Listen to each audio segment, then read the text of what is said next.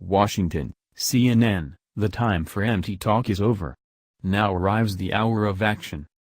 President Donald Trump's blunt declaration during his stark inaugural address now becomes a yardstick to judge his administration's ability to fundamentally reshape America's politics and global posture. The first weekday of the new White House opens a new chapter in the story of Trump the politician. It is the moment the promises he made and the huge expectations he has built begin to stack up against the reality of governing. To succeed, Trump must quickly stamp his authority on his cabinet, the government and his own party, and sideline building resistance from Democrats, all while adapting the multiple personal challenges posed by learning the hardest job in the world. His schedule is full.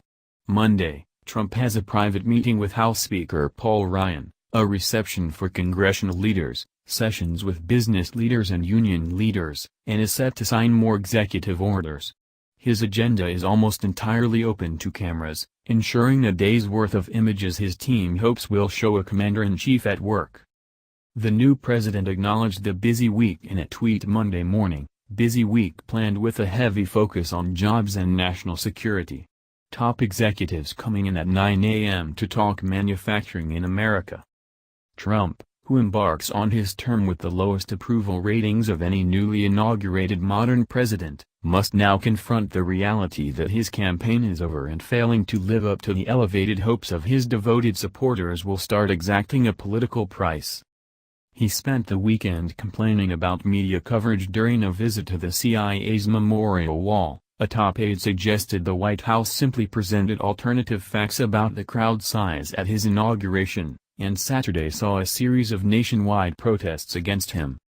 But the real estate magnate and reality star now lives in the White House because he successfully sold despairing Rust Belt voters left behind in the modern economy on a vision of a nation trapped in social, economic and international decline. His rationale was that only he, with his non-political, deal-making skills and disdain for political correctness, could restore a sense of hope, possibility and U.S. global dominance. "When I was young, we were always winning things in this country. We'd win with trade. We'd win with wars," Trump told CIA employees on Saturday, reprising his theme during a visit to the agency's headquarters in Virginia. As president, the buck now stops with him as he targets those wins that he promised would soon start flowing if Americans took a chance on a political novice and self-described master of the deal. He must now start acting rather than just talking about what he termed Friday in his inaugural address as the American carnage of lost lives, crime-ridden communities and deprived inner cities. The challenges are immense. After all, Trump promised to revive American manufacturing, a goal that effectively requires him to reverse the tide of globalization.